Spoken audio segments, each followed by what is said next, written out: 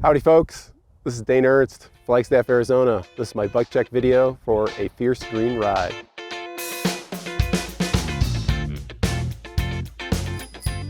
I signed up for this race after a big crash in December.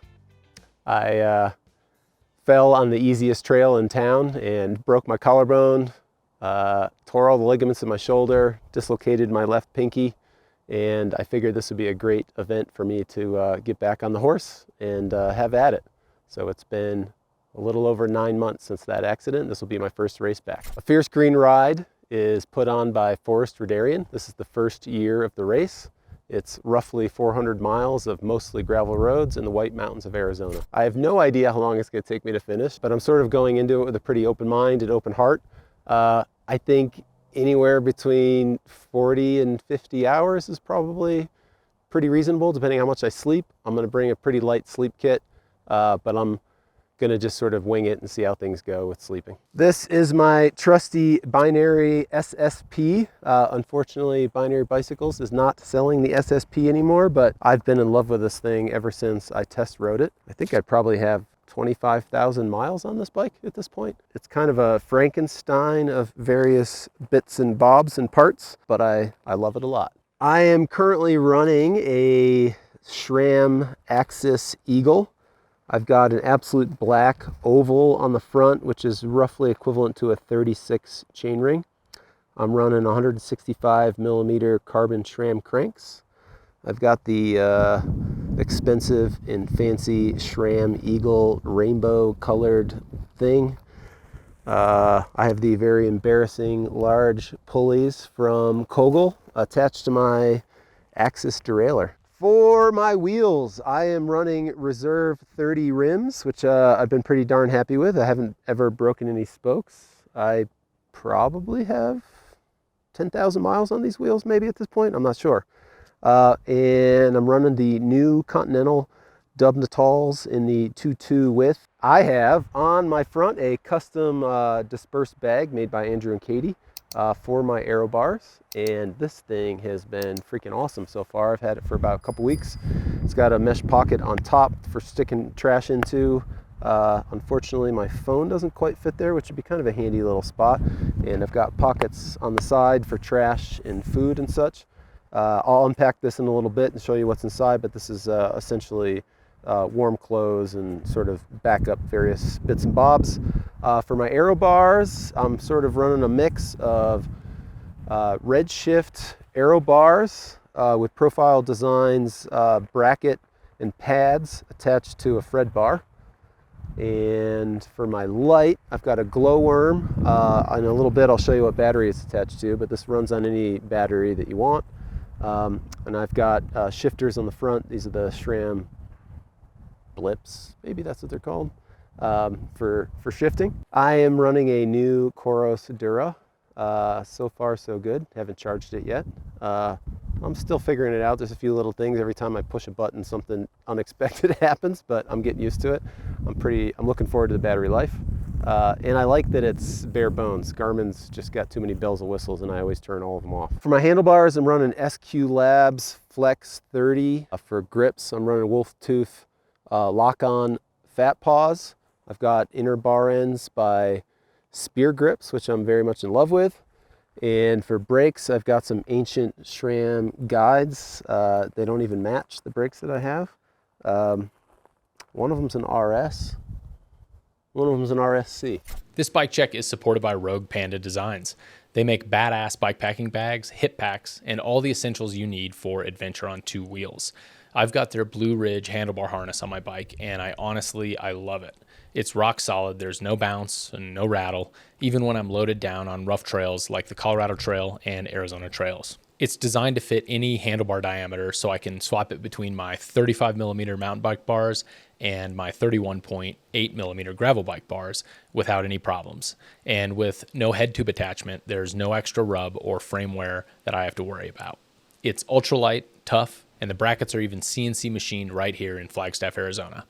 So if you're looking to dial in your setup, check out Rogue Panda at roguepanda.com And for a limited time, you can use code ENDURANCE15, all caps, for 15% off your order, valid through the end of 2025. This is my secret weapon. It shifts position, so I can't remember what it's called, but you can slide it forward so that you have a much better position in the Aero bars. And you have to kind of lift it while you're riding to push it forward, but that's pretty easy, and then you can just sort of kick it back with your legs while you're riding, which is pretty easy, but super, super comfortable. It takes some getting used to lifting it up while you're riding, but I'm really happy with it. For being in the Aero bars, I'll never go back to not using this. So for water capacity, I've got 2 1-liter bottles on the bike, and then I have a hydration pack with another 2 liters, and then I have a flask for my filter that could take an additional liter. So most of the time I'll be refilling 4 liters, but if necessary, I've got capacity for a 5th liter. The only solid resupply en route is in the town of Springerville at mile 100, so I'll definitely be grabbing some McDonald's there and topping off at Circle K. The other town that we go through later on at mile 150 or so is Alpine. I don't think we're necessarily going to pass through there during open hours, so I'm not going to plan on that. Later on in the route, I don't remember what mile, we get near Alpine again. If necessary, I can detour a couple miles off route to get back in Alpine, but really only one solid resupply at mile 100. And so I'm going to basically carry all of my calories to start and just top off and supplement in Springerville. I'm going to be using a mix of Laura bars, Kind bars, Blank's hydrogel, and Blank's high carbs. That's pretty much going to be my nutrition. It's probably going to be about 10 pounds of white powder. In my top 2 bags, so I've got a tailfin top 2 bag right here. At the moment, the only thing that's in here are some plug-in earbuds, and then a 20,000 milliamp battery that I currently have Velcroed in here so it doesn't move.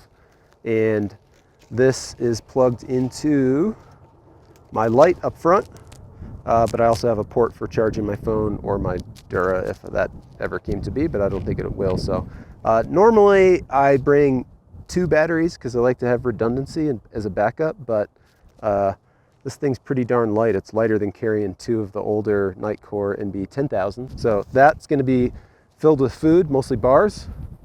I've got this awesome Happy Jack Rogue Panda bag. I currently have 1 on here. If when I pack all my calories on my bike, I need additional space, I will put another one on the left-hand side. There's 3 meshy pockets in here. At the moment, the outside of this has got a glass cleaner, so I can wipe my glasses off because I sweat like a pig. And I've got a crazy gap between my teeth, so if I eat anything chewy, I can clean my teeth out. And then I've got, I don't even know if this is any good, but before I did Raz last year, Jesse Reeves handed me some Run Gum. I have no idea how much the caffeine's in here, but I got that as a backup. And then I got my old man pills in here. BP for blood pressure meds and T for thyroid. This is where most of my repair stuff is. So this is a custom rear top tube bag by Rogue Panda that I've had for a few years. It's rock solid and pretty waterproof. Inside of here I've got some squirrel nut butter, saddle butter, which is just life-saving, so that's amazing. And then I got easy access to rag and brush for cleaning my chain. This is Gorilla Tape in case I need that, and I cut it down to be a weight weenie, and rag for wiping stuff down. This has got some bits and bobs in it, so there's a extra brake pad in here, cleat bolt. I've got a Leatherman squirt, so I can use that as pliers and a knife to cut anything down. I've carried this around with me everywhere, and I don't think I've actually ever used it. I've got tire levers by Silka and a CO2 inflator on here. So it's 2 tire levers and a CO2 inflator from Silka. This is awesome. And then last but not least, I've got the Wolf Tooth chain breaker, 2 sets of chain links for my Eagle chain. Other repair stuff is back here. So I've got 2 tubes in here and patch kit for the tubes and needle and thread. So tire repair stuff is back here. On the left side of my frame bag, Axis battery and a spare battery for my light on my helmet. I've got this awesome Day Saver pump. that extends out, and inside here is a little flexible hose for attaching to things. This thing is amazing, super light. It's similar to the Wolftooth new pump, but it's by Daysaver. Tools from Daysaver. So in here I've got another set of chain links on this thing, another tire lever if I need it, a chain breaker tool, and all the various hex things and star drives that I need. And it's all magnetic, and it comes in a little case. And I use this thing all the time. What else I got in here? In case I got to go to the bathroom, a little poopy paper. These are dude wipes, so you should try them. One last little thing here. I've got a 3D printed thing that Jesse Reeves made for me, so it's holding my tire plug and CO2 cartridge here. This is another custom frame bag by Andrew and Katie at Dispersed. This thing's been through a lot with me. On the inside, I've only got one thing. The rest of it is all available for food. So in here, if I can get it out. So this is a Sol Bivy, the one with the zipper on it. So this is part of my sleep system. What do I got here? I've got a thermal layer by Or Not. It's microgrid. Extra large so that I can layer easily, even stick it over my pack if necessary. And then I've got, this is the only thing I have for my legs. These are by a company in New Zealand. Ground Effect, maybe is what they are. I can't quite remember if that's the thing. I think it's got ground in it. It is Ground Effect. These are the daddy long legs. These are wool with a little bit of reinforcement in them. Then I've got a Craft Nordic ski hat. So it's windproof on one side and breathable on the others, made out of Windstopper. So I can put this underneath my helmet or wear it while I'm sleeping. I've got some thin wool gloves. These things are amazing. After the first time that I did the Verde Valley Randonnée and froze my ass off and my feet were cold, I had been up for 24 hours, and before I even went to bed, I got online and ordered these. And these are windproof socks by Ground Effect, and they are a game changer. This is a purchase inspired by Jesse Reeves. These are Montbell mitts. They're super packable, windproof. And I put these over the top of my wool gloves if I need a wind layer. Montbell little windproof mitts. They're not waterproof, but they're windproof. And puffy jacket. It's synthetic. It's a Patagonia something or other, but no hood. I usually use a hooded one, but I actually tested, and this one actually compressed a little bit more, because I was having trouble fitting the other one in here. I had a Decathlon that I usually bring. This is a little less warm than that Decathlon, but this is synthetic. And I think that's all that's in here. Oh, one more thing. A Tailwind buff. This little handy guy by Open Free Range is a neoprene thing for putting over top of my bottle so that I don't get cow shit on my mouthpiece. So when I swap bottles, I just swapped that neoprene cap. For my helmet, I'm using a new Physique Kudo. I have mixed feelings about this helmet. When I wear a hat underneath, it fits pretty darn well. But if I'm not wearing a hat, it tends to slip down a little bit too much. So I might switch to another one, but for the moment, this is my plan. And partly because one of my favorite features about this is that it has a blinky light on the back. And so this would be for safety, and I have a spare one of these guys that I'll use. So this is probably the helmet I'll bring, but it'll require me to wear a hat underneath. For gloves, I've got some Velocio fingerless gloves. This will be what I'll ride in most of the time. I hate having my fingers covered when I'm trying to do stuff. It's just to make it easier, but then I can protect my palms from the abuse. Typically, I actually don't ride with gloves, but for 400 miles, I need to protect my hands, but I want to be able to have access to my fingertips most of the time. I'll also be tracking my heart rate with a polar heart rate monitor. So that'll go under my jersey. And then my eyewear, these are Oakley Progressives for my shitty vision. I sweat a lot, so these tend to get dirty. So I take them on and off, but I can sometimes barely read my GPS if I don't put these things on.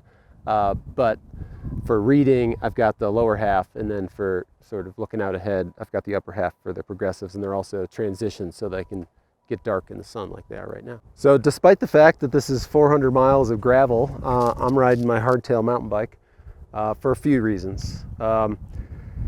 I'm more comfortable on this bike. For one, I think for 100 miles, it's probably not as fast as my gravel bike, but for 400 miles, I think comfort wins. I've had some wrist issues in the past, and this is a lot more forgiving in that regard.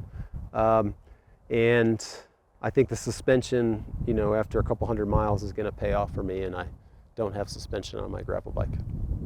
So for the most part, it's a choice of comfort, even though it's probably, for the first 12 hours, not gonna be as fast. Thanks for watching, everybody. If you have any questions about anything that I discussed, you want more details, if there's something I missed, just drop a comment down below and I will respond.